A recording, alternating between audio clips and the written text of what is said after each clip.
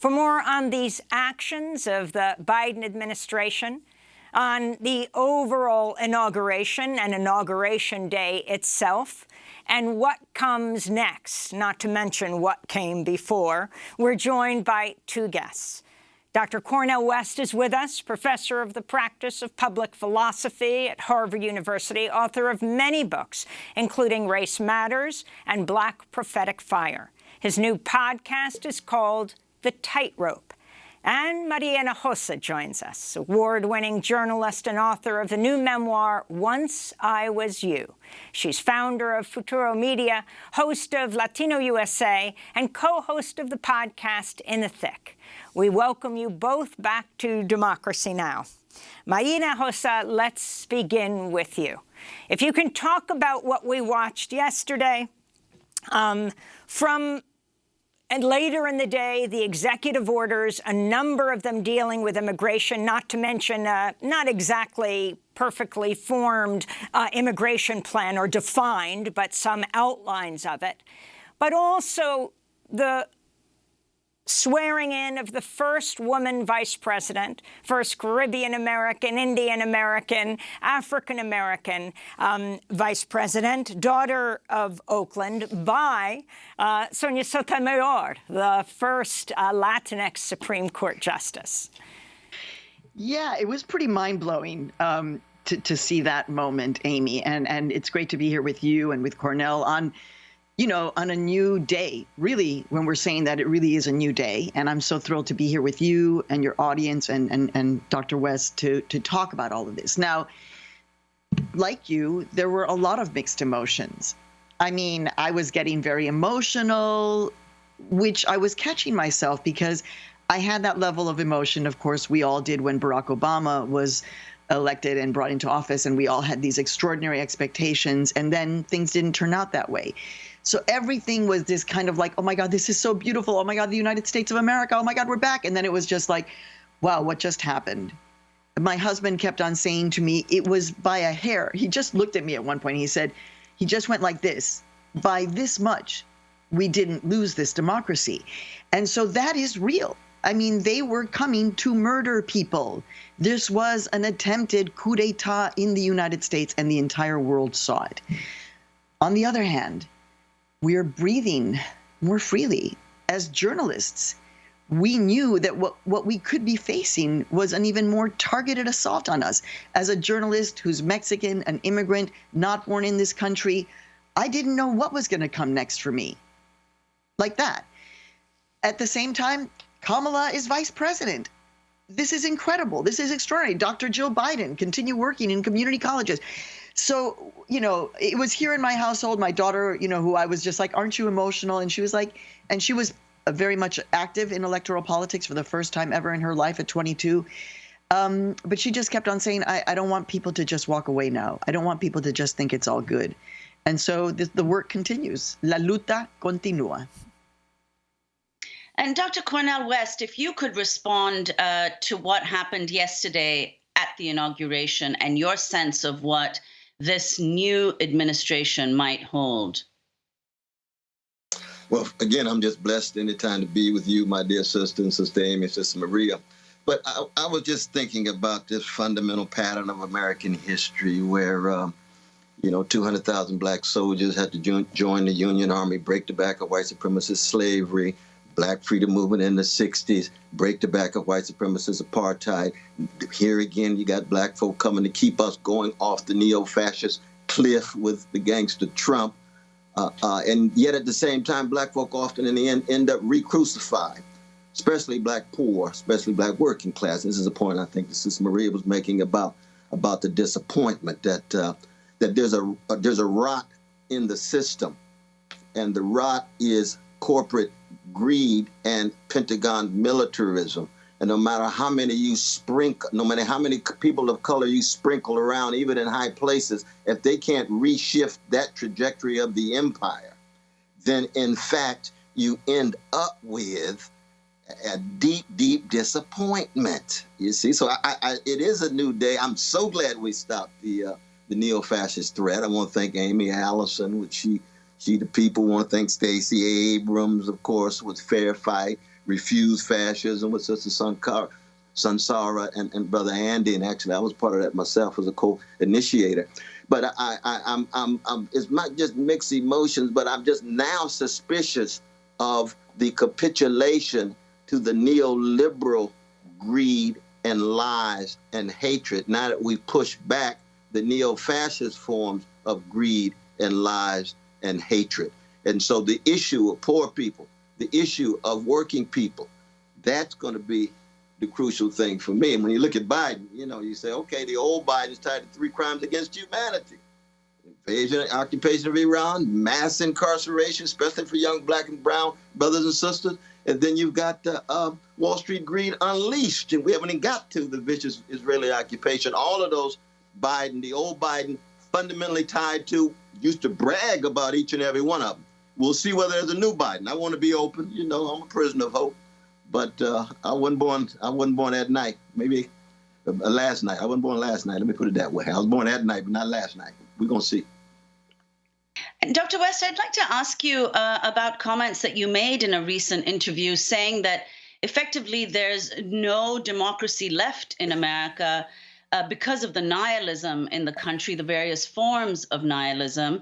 And you talk about the fact that the 74 million people who voted for Trump, of which a slim majority were both women and men, white women and men, but also 1 out of 3 Asians, 1 out of 3 Jews, more than 1 out of 3 Latinos, and even 1 out of 5 Black men. So could you say a little bit more about that, the range of people who voted for Trump, and there's 74 million of them? What should happen to them? What will happen to them under this new administration? How should they be dealt with or engaged?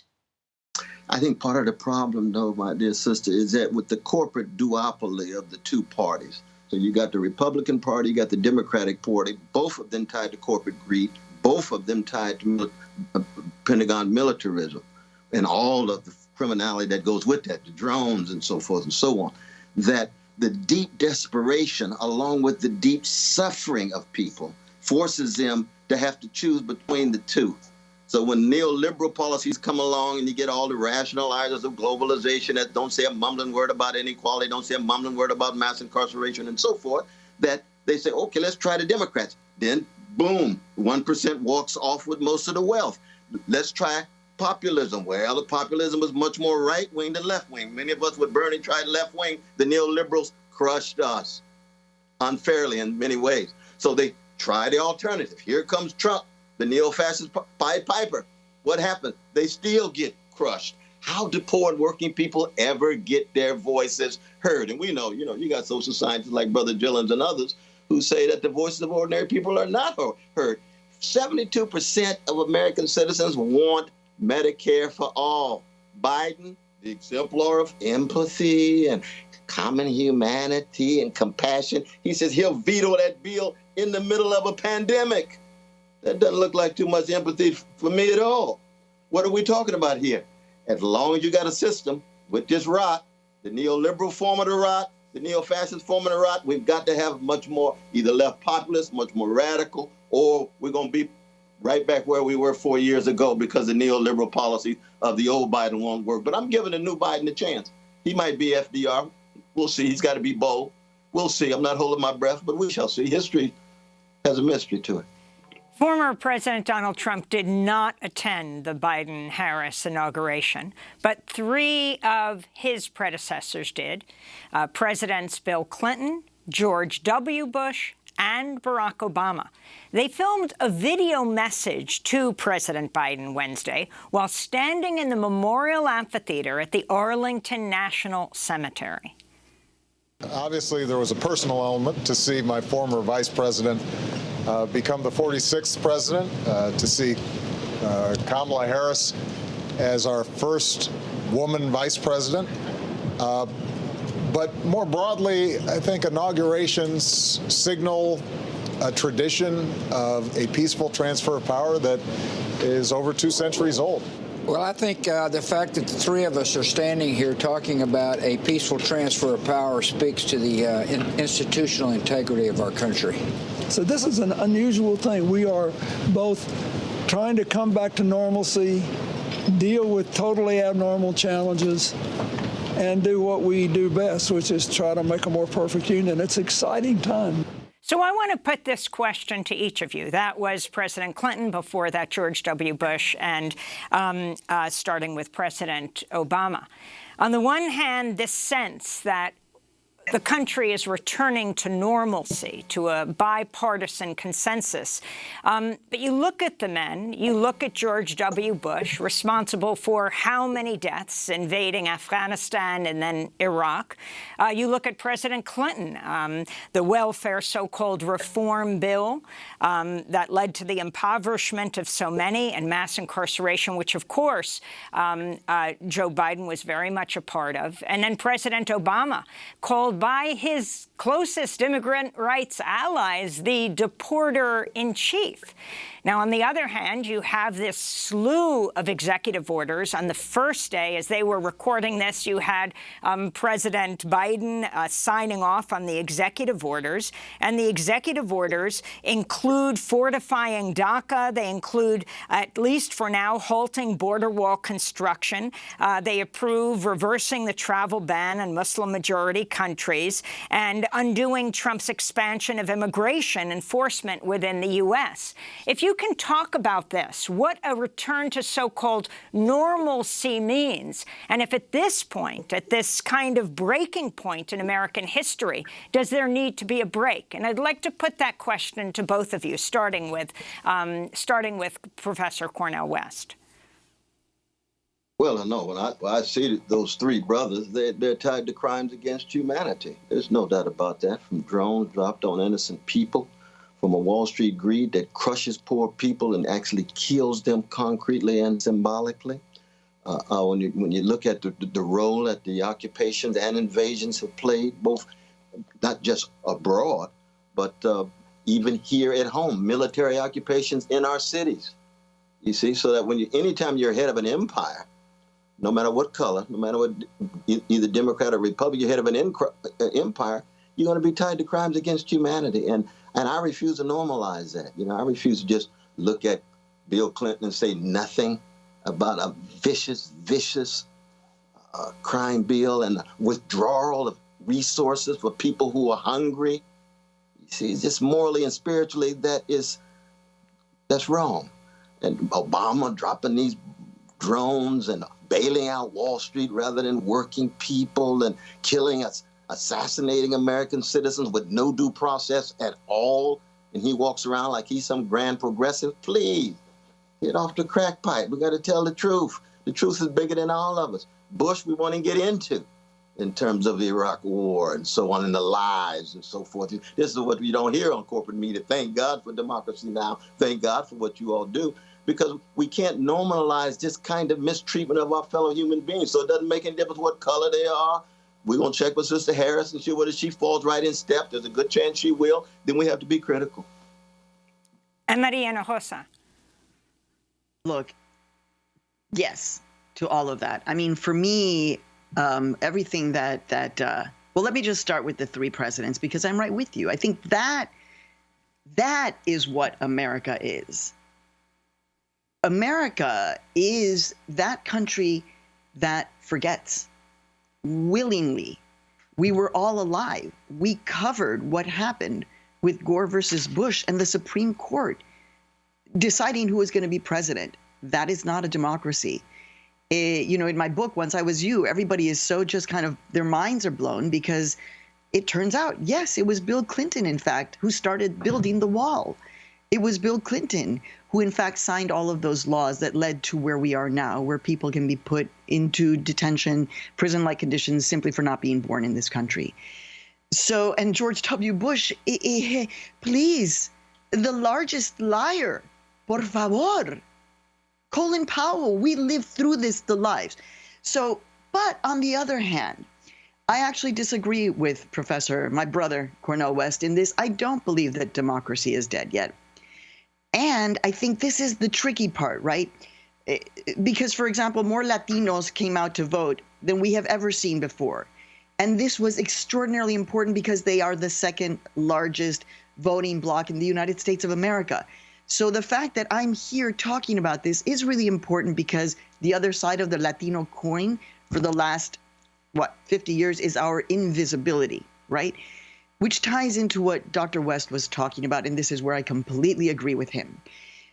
The empire, which needs the militarization, which was built on mass incarceration, which is slowly being deconstructed, slowly. But what is it going to be replaced with? The immigration industrial mass complex. That's what it's being. So the immigration plan that Joe Biden said, it's amazing that he is going to cut off the Remain in Mexico policy for refugees. But he said, but if you're there, you have to remain there now. You can't move. It's like, what does this mean? We're going to have immigration reform. It's just going to take 8 years. In 8 years, there could be a new administration. Everybody knows that. 8 years? So I'm only hoping that what I want to see around me is more people understanding that democracy is not just about a vote. It is about everything. Is it about Democracy Now? It's about Cornel West and his professorship. It's about the work that I do at Futuro Media, the books we write, the conversations we have. I'm a little bit in Trump territory here in Bethlehem, Connecticut, and I'm having to find my way to have these conversations with my neighbors. And I do that because that's my job and because it's my civic duty, because I chose to become an American citizen. So all of this, for someone who chose to become an American citizen, oh, hell yes. But who was also around when Nixon was the first one who I saw impeached. So we're not going away. And this fire that we have for this dynamic, this capacity to not all be on the same page, that is what democracy looks like. We need more of it.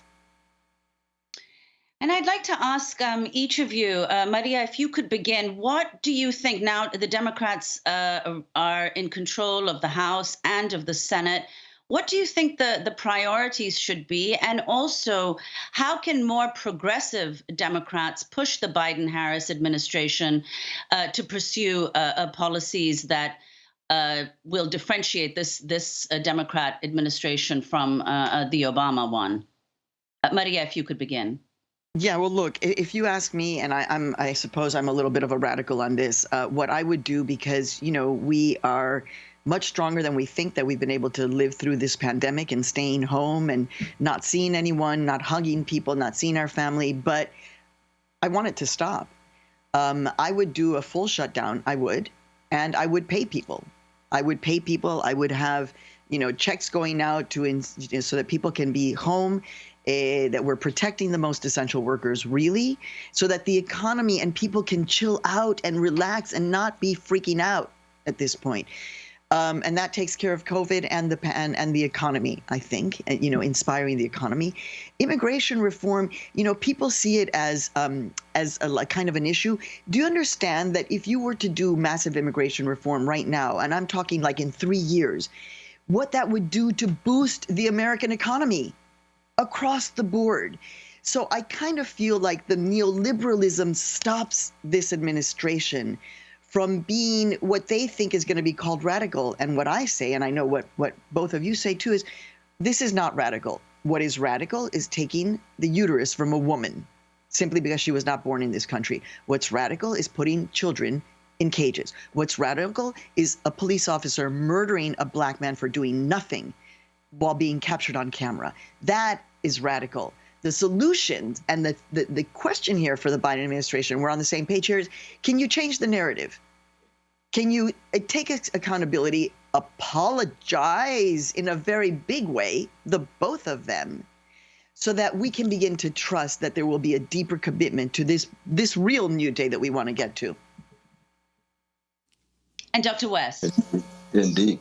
Yeah, no, and I'm with my dear Sister Maria. In fact, I would even go further in embracing Sister Maria here. And you tell me what you think, my sister, that, I would say as long as there's persons like all of us, as long as there's artists like Yolanda Adams, as long as there's poets like Sister Amanda and Gabrielle, her sister, and Joan, her mother, that democracy is alive in the hearts and minds of people.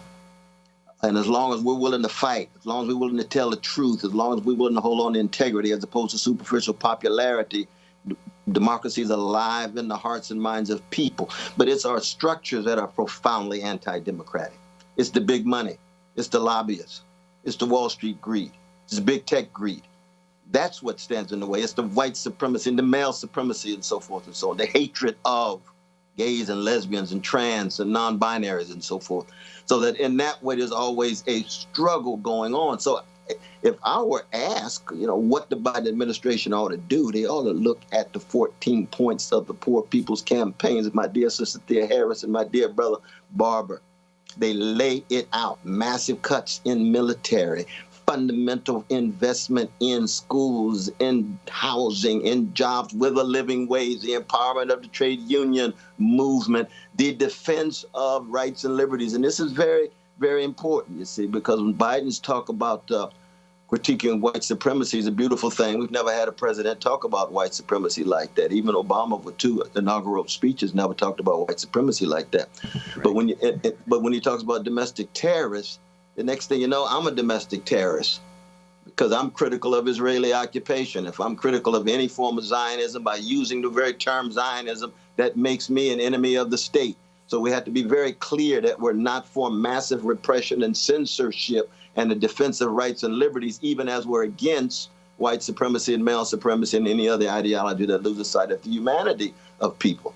And this is going to be a very important challenge, but we must raise our voices no matter what, based in part on what the Poor People's Campaign and other progressives are doing, not the fashionable, glitzy neoliberals who trot around as if they are progressives, but in fact are in the hip pocket of Wall Street and corporate greedy elites and big tech elites and militaristic elites. That's going to be the challenge. And that's the legacy of our dear brother this week, Martin Luther King Jr. That's what is so powerful in the poetry of Sister Gorman and the music of Yolanda Adams, if we listen very closely and let it touch our souls.